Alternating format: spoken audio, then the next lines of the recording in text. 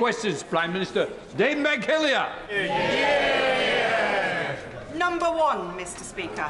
Prime Minister. Mr. Speaker, this morning I had meetings with ministerial colleagues and others in addition to my duties in this House. I shall have further such meetings later today.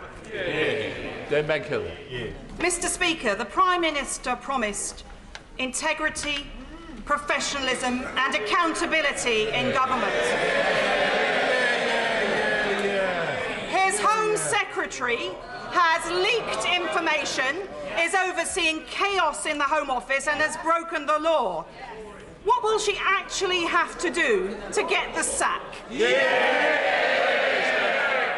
Well, Mr. Speaker, the Home Secretary made an error judgment, but she recognised her mistake and took accountability for her actions. But she has now set out, transparently, in detail, a full sequence of events in a letter to the Labour Chair of the Home Affairs Select Committee, offered to share relevant documents with the Chair, and she is now getting on with the job, cracking down on crime, defending our borders, something I know the party opposite has no interest in supporting.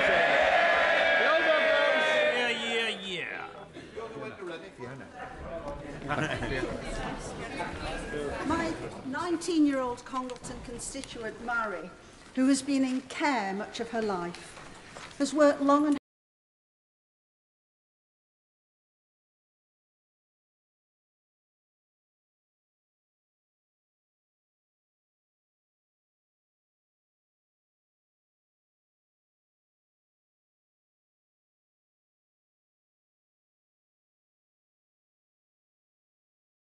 Minister give that the government is working hard to help prevent this type of all-too-common, despicable crime and bring the perpetrators to book. Well, I'm very sorry to hear about Marie's case that my honourable friend raises, and I know how convincing scammers can be and the upset and hurt that they cause. I'm pleased to reassure my honourable friend that the government will shortly be publishing our fraud strategy, which will establish a more unified, coordinated response from government and law enforcement and the private sector to block more scams and to better protect the public. We now come to the Leader of the Opposition, Keir Starmer. Thank you, Mr. Speaker. His Home Secretary says the asylum system is broken. Who broke it? Prime Minister.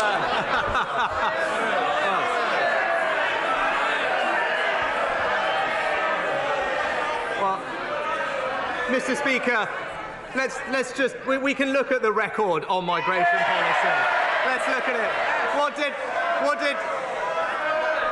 What did we on this side of the House do? We gave the British people a referendum on Brexit.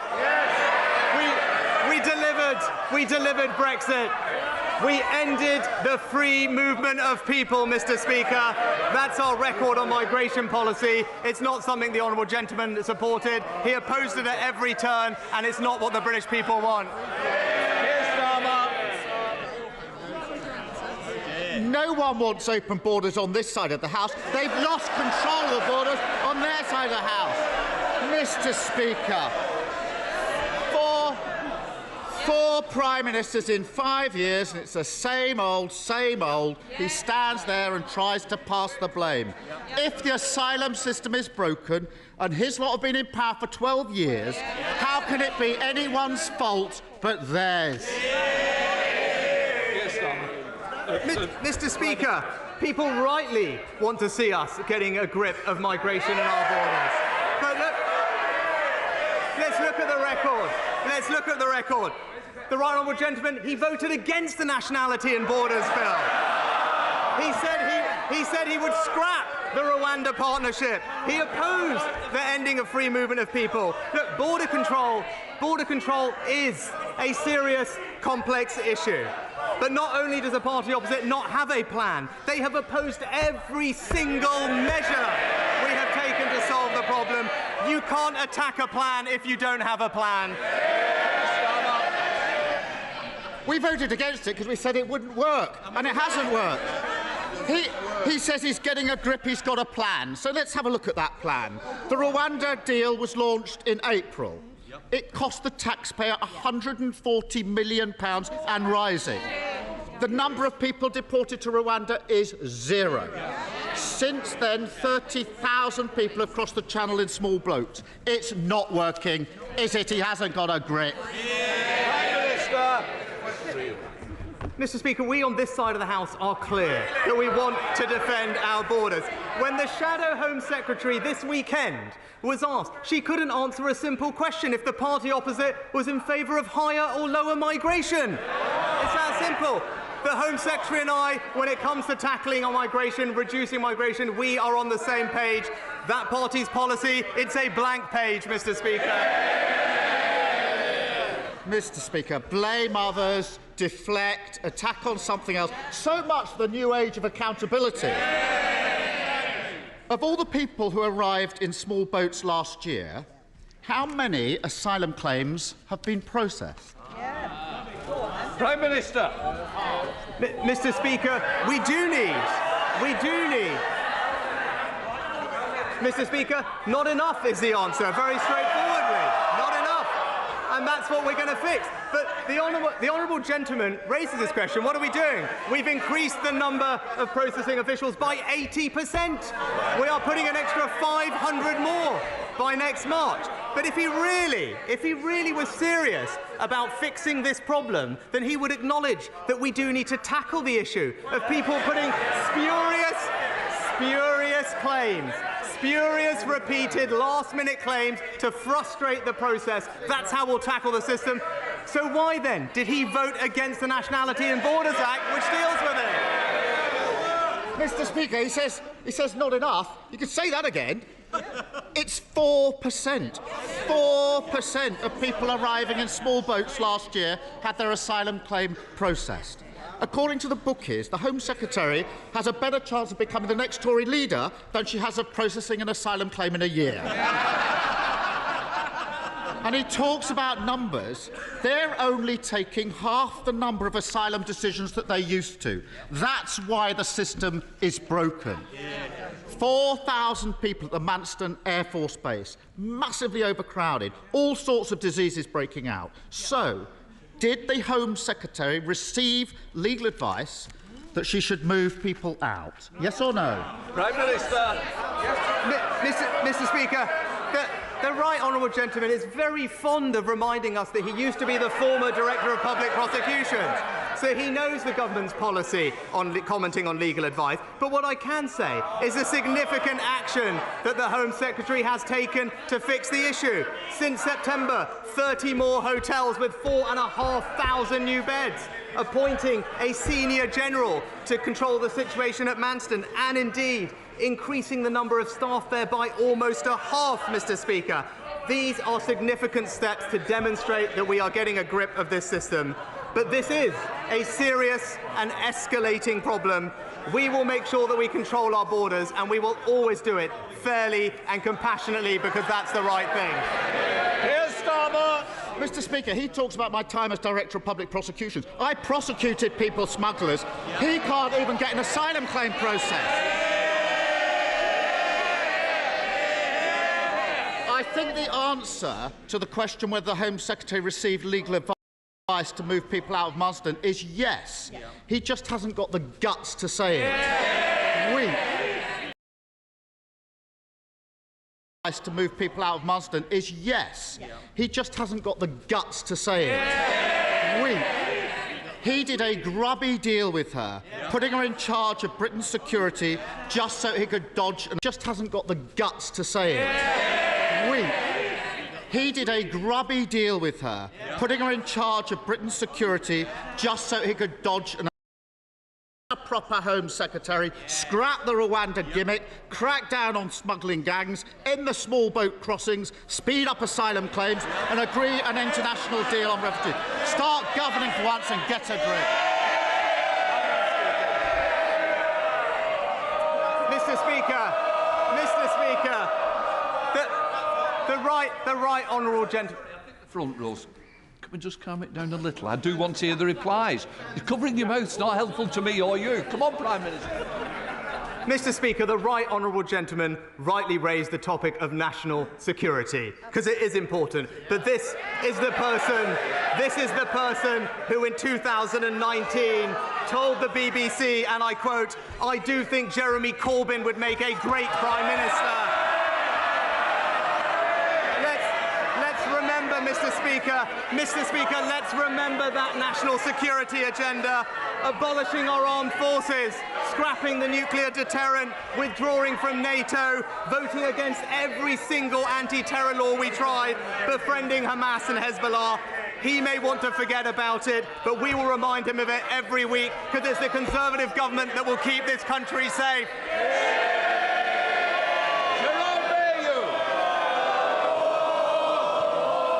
To my register of interest. Mr. Speaker, right now we are suffering the worst outbreak of avian flu ever recorded. Hundreds of thousands of birds are being destroyed to stem the spread of this terrible disease. The government's acted quickly to bring forward compensation for live birds culled to 48 hours after confirmation of disease. But even this short delay is causing significant losses to farmers in Broadland as the disease wreaks havoc to flocks. Dead birds are not compensated. Today is Back British Farming Day. Will my right honourable friend take this opportunity to back British farmers and agree compensation for all affected birds from the date when disease is confirmed? Prime Minister. Mr. Speaker, as someone who represents a very rural and farming community, it is a great pleasure to back British Farming Day and join with colleagues on all sides of the House in doing so. But my honourable friend is right to highlight that outbreaks of avian flu this year are on track to be some of the worst on record. That's why we've toughened up biosecurity measures on poultry farms, and I can say to him that we have confirmed we will now pay compensation from the outset of planned culling rather than at the end, a request that I know he and the farming sector will warmly welcome. Leader of the SNP, Ian Blackford. Thank you, Mr. Speaker. In May of this year, the new Prime Minister told this chamber, and I quote, "I can reassure the House that next year's benefits will be uprated by this September's CPI, and the triple lock will apply for the state pension." But last week, the Prime Minister repeatedly refused to say if he would keep to a promise that he made only 5 months ago. Prime Minister, people don't need to hear any more spin about compassionate conservatism. People just need a straight answer to a simple question. Will he keep his promise and lift benefits and pensions in line with inflation? Minister. Well, Mr. Speaker, we do now have an excellent new Chancellor, and I'm looking forward to his autumn statement in a couple of weeks. It wouldn't be right to comment on individual policy measures before then, but I think everyone knows we do face a challenging economic outlook and difficult decisions will need to be made. But what I would say is that we will always, as my track record as Chancellor demonstrates, have fairness and compassion at the heart of everything we do. Well, Mr. Speaker, it was a very simple question asking for the Prime Minister to reiterate what he promised just 5 months ago. For the second week running, he still won't give a straight answer to the most vulnerable that require support. The Prime Minister keeps telling us that difficult decisions need to be made, but austerity 2.0 isn't a difficult decision. It is what it has always been, a Tory political choice to hit the poorest hardest. In the week that BP saw quarterly profits of £7.1 billion, why not take the easy decision to bring in a proper windfall tax? Why not take the easy decision to reinstate the cap on bankers' bonuses? Why not take the easy decision to scrap the non-dom tax avoidance? And with all that new revenue, why not stand up today and take the easiest decision of all, to protect those most in need and increase benefits and pensions in line with inflation? Well, Mr. Speaker, the honourable gentleman raised the issue of North Sea, and this is a point of significant difference between his party and ours. As Chancellor, I introduced the new levy on oil and gas companies because I believe that was the right thing to do. But where we will always differ is we believe that our North Sea producers do have an important role to play in our transition to net zero. They are an important source of transition fuels, and we will make sure that we support them to invest in exploiting those resources for the British people. Thank you, Mr. Speaker. Can I firstly welcome the IPU delegation from Madagascar who are in today's viewing gallery. More locally, I'm delighted that next year Openreach will be rolling out ultra-fast broadband in Wigginton in my constituency. But other rural areas of South West Hertfordshire, like Dudswell, are still in dire need of better connectivity. Can the Prime Minister update the House on the progress of the £5 billion Project Gigabit? Prime Minister. My honourable friend is absolutely right to recognise the role of broadband in providing levelling up opportunities across our economy. That's why we invested £5 billion in Project Gigabit, and now we have 71% of UK premises having access to this from just 5% when we came into office. I'm very pleased to tell my honourable friend that we will be launching a procurement to provide gigabit coverage for his area in the coming weeks. Bill Hamby. Thank you, Mr. Speaker. The Prime Minister will know that it's Scotland's energy resources that feed corporate profits and keep His Majesty's Treasury pumped full of cash to the tune of £8 billion in the last 9 months alone. In return, candidates in the summer Tory leadership contest tried to outdo each other in their contempt and hostility to Scotland's democracy. So without falling back on the "you've had your vote" trope, can the Prime Minister tell me, is Scotland in a voluntary and respectful union of equals as claimed in 2014, or are we hostages in a territorial British colony? Minister. Mr. Speaker, what people across Scotland rightly want to see is both their governments working constructively together to improve their lives. That's what we will do on this side of the House, and part of that is actually supporting Scottish energy producers, which he is right, have a vital role to play in enabling our transition to net zero and improving our energy security, and those Scottish companies will have our full support. Scott Benson. Thank you, Mr. Speaker. Nearly 40,000 illegal immigrants have crossed the Channel so far this year, landing taxpayers with a hotel bill of £5.6 million per day to accommodate them. Is it any wonder that millions of people in this country are furious with the situation? Prime Minister, during the summer you set out a comprehensive 10-point plan to tackle this issue. Everybody on this side of the chamber wants you to succeed in this aim. When can we expect the firm action the British people are demanding? Well, Mr. Speaker, I know this issue is rightly a priority for my honourable friend. It's a priority for his constituents, and I can reassure them that it is a priority for me and this government too. Whether it's the Nationalities and Borders Act or the further measures we are planning to take, we will defend our borders, stop the illegal crossings, and ensure that there is fairness and compassion in our system. That is the way to restore trust, and that is what his constituents and the British people deserve. Jimmy Still. Here. Mr. Speaker, I have a constituent who is a supermarket worker. She's paid full weekly because she receives one double salary payment. There's 1 month of the year where she receives no universal credit. Normally not an issue, Mr. Speaker. However, because universal credit is linked to the cost of living payment, my constituency now no longer qualifies for the £320 that could see her through the very worst of a cold Highland winter. What could the Prime Minister do to mend this gap in the cost of living support? Prime Minister. Mr. Speaker, what I can tell the honourable gentleman is we also provided discretionary funding, which was provided through Barnett to the Scottish Government, especially to deal with cases like the one that he raised. But we'd be very happy if he wants to write to us with the constituents' details to look into it. But discretionary funding was made available, especially for cases like that. Great.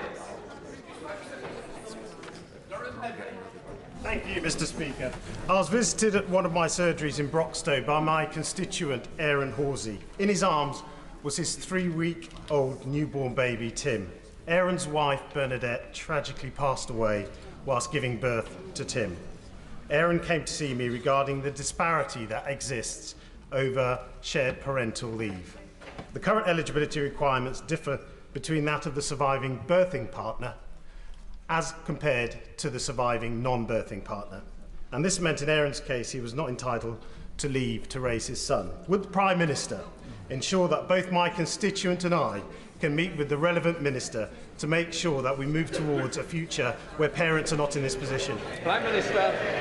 Well, I know the whole House will join me in extending our condolences to Aaron following the tragic loss of his wife, and I thank my honourable friend for raising this issue. Employed parents can benefit from statutory support depending on personal circumstances. I'm very I know the whole House will join me in extending our condolences to Aaron following the tragic loss of his wife, and I thank my honourable friend for raising this issue. Employed parents can benefit from statutory support depending on personal circumstances. I'm very concerned to hear that that is not happening in this case, and I will of course ensure that he gets a meeting with a relevant minister to hear that that is not happening in this case, and I will of course ensure that he gets a meeting with a relevant minister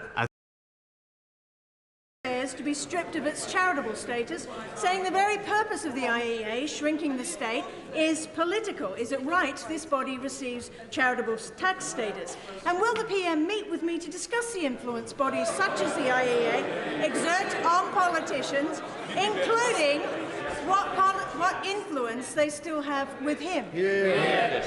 Well, Mr. Speaker, obviously charitable status is a matter for the Charities Commission, but more generally, I actually do believe in free speech and vibrant debate of ideas. That is a good thing, and we should do absolutely nothing to stamp it out, even when we disagree with it. Dr. Julian Lewis. Thank you, Mr. Speaker. In the run-up to the autumn statement, will my right honourable friend do everything he can to persuade the Chancellor to assist those people who took out mortgages in good faith and now are at risk of losing their homes through unaffordable increases? Prime Minister. Well, Mr. Speaker, my honourable friend is absolutely right to raise mortgage payments. It's why it is absolutely crucial that we put our public finances on a sustainable footing to limit the increase in interest rates, because ultimately that is what puts pressure on people's mortgage payments. That's what this government is determined to do. And in the short term, there are support available through the welfare system for those with mortgage payments, and I hope he can direct his constituent to those. Thank you, Mr. Speaker. Given the continued Russian invasion and the now illegal annexation of parts of Ukraine, will the Prime Minister recommit his government to pursuing the full and proper accountability, including through the International Criminal Court, of those who violate international law in territories that they occupy? And in particular, will he pursue the rigorous application of the 4th Geneva Convention in terms of the treatment of civilian populations in militarily occupied areas? The honourable gentleman for his question, which is absolutely right. I can confirm we will continue with the policy that the previous government put in place, and I think it's something that we can be proud of, that we provided, I think, the earliest technical support to gather evidence to put cases together for future prosecutions at the ICC. We will continue to gather evidence, provide support to the Ukrainians, because he's absolutely right. What we are hearing is abhorrent, it's wrong, and those who are conducting these things must be held to account. Simon Hall. Thank you, Mr. Speaker. My right honourable friend and I both represent rural constituencies, and he will know the difficulty in securing both NHS dentistry and GPs in rural areas. We on this side of the House know that the financial decisions that he and the Chancellor are going to be taking are going to be tough. Notwithstanding that, can I urge him to ensure that as many initiatives as possible can be supported and put in place in order to make sure that GPs and dentists know that working in rural areas is an attractive place, and to encourage their recruitment and retention? Prime Minister. My honourable friend is absolutely right about the importance of healthcare provision in rural areas, which our constituents feel acutely because of the distances they have to travel. He has my assurance we will continue to prioritise both dentistry and GP recruitment to make sure that everyone in this country has access to the primary healthcare that they need and deserve. Chris Blabb. Thank you, Mr. Speaker.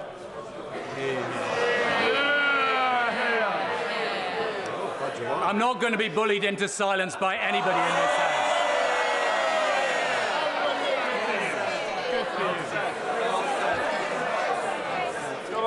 With the highest peacetime tax rates, food inflation running at 11.6%, mortgage rates rising dramatically, and a £50 billion hole in the public finances, the Prime Minister knows that Britain's broke.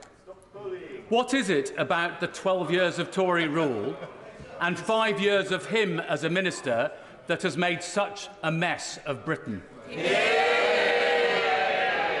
Well, Mr. Speaker, when it comes to the economy, the honourable gentleman just failed to mention the single biggest cause of the challenges that we face right now, which is which is absolutely the aftermath of a global pandemic which has affected supply chains across the world, and an illegal war being conducted by Putin, which is leading to high energy prices. These are the root cause of the challenges we are facing. The challenges we are facing are global in nature. It is wrong to say that they are particular to this country now, and we will, of course, do what we always do on this side of the House, deliver a strong economy for the British people. Thank you, Mr. Speaker. In last summer's heatwave, people across Essex witnessed terrible fires. And last month in Ethiopia, I witnessed the horrific climate change-driven drought that is forcing millions of people across the Horn of Africa to the brink of famine. I've discussed climate change with my right honourable friend. I know he cares, and it's great that he's going to Sharm el-Sheikh. But we, the UK, brought the world to Glasgow for COP26. It's vital that we remain world leaders on climate change. So please confirm this government will fulfil the promises that we, the UK, made in Glasgow. Yes. Well, can I thank my honourable friend for her work and role that she has played in us championing the fight against climate change. And I agree with her. There is no long-term prosperity without action on climate change, and there is no energy security without investment in renewables. That's why I will attend COP27 next week to deliver, Mr. Speaker, on Glasgow's legacy of building a secure, clean and sustainable future. Thank you, Mr. Speaker. While the Prime Minister was secretly recorded boasting to friends that he had helped divert money away from deprived areas like Coventry towards wealthy areas, staff of Coventry's hospital are still paying £600 a year to park at work. So when will the Prime Minister stop hammering working people in my community? Well, Mr. Speaker, I think the Honourable Lady was asking about car parking in NHS hospitals, if I'm understood her rightly. We did introduce temporary free car parking during the pandemic. That was the right thing to do. And now all NHS trusts that charge for parking have implemented our free parking manifesto commitment for those in the greatest need, including hard-working NHS staff who work overnight. Anthony Bagdell. Speaker, on Back British Farming Day, will the Prime Minister recognise with all members of the House the important role that farmers take and recognise that public money for public good means producing food in this country? But could he also recognise the value that our trade deals are doing in allowing us to export our high-quality produce around the world, in particular the Australia Agreement, where a member of this House will be able to enjoy a certain delicate cut in his bush trucker trials? Well, Mr. Speaker, I agree with my honourable friend. British farmers are indeed the lifeblood of our nation. I join him in celebrating their contribution. I agree with him we need to prioritise food security, and he is right to champion free trade deals. They open up new markets and new opportunities for great British produce, and we will continue to open up more markets for our farmers everywhere. Boris Sherman. Mr. Speaker, can I welcome the first Prime Minister from Yorkshire for a very long time, but and I'm trying to be kind to him this morning. Isn't it the fact that since he resigned as Chancellor of the Exchequer on the 5th of July, we've had the most turbulent economic and political disaster in our country than any of us can remember? And when he reflects on that, will he also think why, when he was the Chancellor of the Exchequer, he did not help ordinary working people as well as he could? Yes? And can he now take the opportunity to tax the non-DOMs, who are 70,000 of them, that are getting away with avoiding tax? And will he bring in a tax on windfall profits on the gas and oil industry? Prime Minister. Mr. Speaker, I'm very proud of my record as Chancellor in this country. And maybe the honourable gentleman could talk to the 10 million people who had their jobs saved through furlough. Maybe he could talk to the millions of those on the lowest incomes who benefited from the changes we've made to universal credit. This will always be a fair and compassionate government that has the most vulnerable at our hearts. Thank you. Thank you, Mr. Speaker. With only 2 out of 10 autistic adults currently in employment, it's clear that much more needs to be done to realise their potential. Will my right honourable friend work with me to make sure that business and industry help close that alarming employment gap? Well, I know this is an area that my right honourable friend rightly champions and knows an enormous amount about. I look forward to working with him closely to get his recommendations on how we and industry can improve the lives of those who need our help. Sarah Jones. Thank you, Mr. Speaker. The Leader of the Opposition asked the Prime Minister who broke the asylum system. He dodged the question.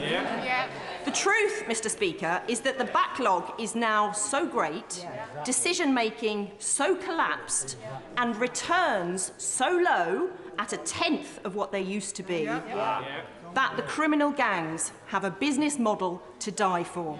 Whose fault is that? Mr. Speaker, the reason we are in this situation is because of the unprecedented number of people arriving here illegally, often from safe third countries. Now, if the party opposite was really serious about this, they would realise that we have to stop illegal migration, that we have to stop the exploitation of vulnerable people abroad. But they have opposed every single measure we have taken. They're not serious about this problem because they don't think it matters. Tom Hunt! Very much, Mr. Speaker. Both myself and many of my constituents remember fondly the Prime Minister's visit to Ipswich when he was Chancellor of Exchequer. We spoke about levelling up, and he made it clear to me levelling up isn't just about one part of the country, it's a national mission. Therefore, does the Prime Minister agree that a great way to show people of Ipswich this would be support of our levelling up fund bit to get Ipswich active, £18 million, £15 million for Gaines Resort Centre, £3 million for the outdoor Lido in Broomhill? Well, Mr. Speaker, my honourable friend is right. Levelling up is about spreading opportunity in every part of our United Kingdom, ensuring people have pride in the place they call home. I look forward to seeing his Levelling Up Fund bid, and I know it will be being considered over the course of this year, and I wish him every success. That completes Prime Minister's questions. Just let all.